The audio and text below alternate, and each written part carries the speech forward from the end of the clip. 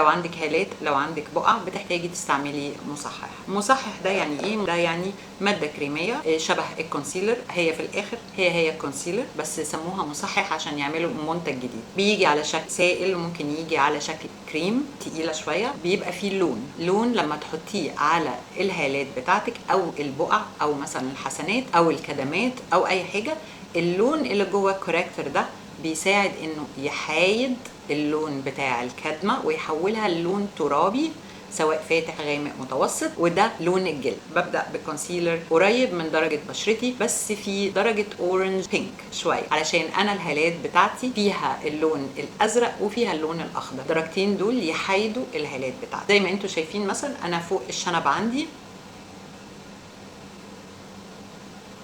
بعمل له محايد، والكوريكتور بحطه بالظبط على المكان اللي انا عايزه احايده، ما بوزعوش وما بحطش منه كميات كبيره، لانه لما يطلع بره المكان اللي فيه اللون المخضر او المزرق او المسود او وات ايفر، فهو هيبقى على بشره نيوترال اصلا، فاللون اللي جواه الاورنج هيبقى وهيبان كانه اورنج طالع من بشرتك. بصوا على الجزء بتاع الشنب الكونسيلر هنا، بصوا ازاي لما هوزعه هيروح اللون المخضر ويبقى عامل كانه لون بشره عاديه خالص. بصوا الفرق.